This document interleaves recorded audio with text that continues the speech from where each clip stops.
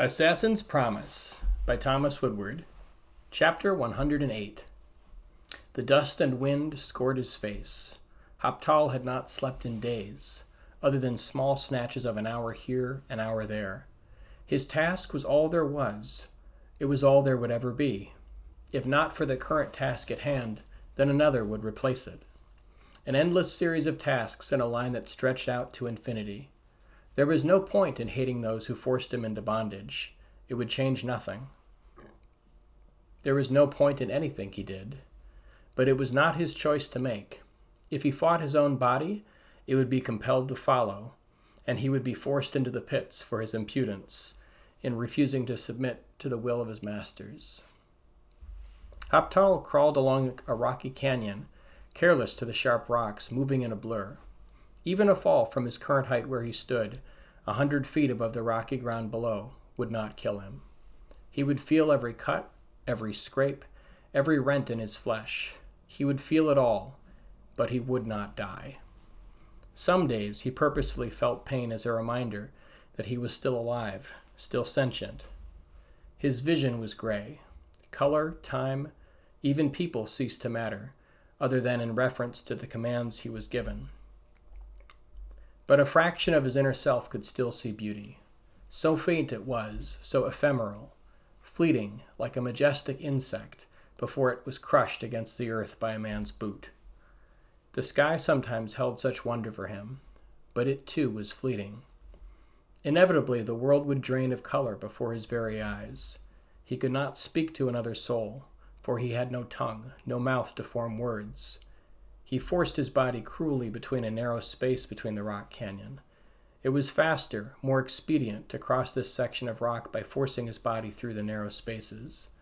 The pain was an irrelevant cost of entry. He did not bleed. He felt compression as his muscles stretched and complained. His rough skin felt like it was tearing apart across the rough surfaces. But he did not bleed. He never would again. His body no longer pumped blood to his extremities. There was no heart or organs to protect. Hoptal extricated himself from the other side of the narrow passage, twisting an arm back into position from where it had been crushed to make room for his torso. The pain blazed like a beacon, but it would fade with time. It would leave him with no further memory that he had ever felt anything. Numbness, a complete lack of sensation, was what he feared. If he waited long enough, there would be nothing left to feel, no further proof of his existence.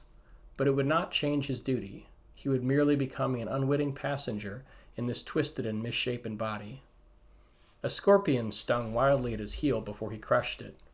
He would not die. There was no reason to fear its poison. The sharp stab of pain that coursed through him as the poison spread comforted him. He prayed it would last hours yet. The hunger would begin again soon. The need would destroy every other thought in his mind. He moved leaden legs forward, and sand scattered before him, parting from his path. The trail he followed was getting stronger. His senses burned. He followed an invisible path that would lead him as surely to his victim as an arrow shot from a master marksman. As he neared the end of the trail, his senses would overload to the point of agony. Only by swiftly killing his target could he bring an end to the agony. He would relish it. He had managed to withstand it for almost 3 hours once before his body gave in and simply took over. He was weak. As much as he was a prisoner, he did not possess the strength to endure the pain. He could not see a way out.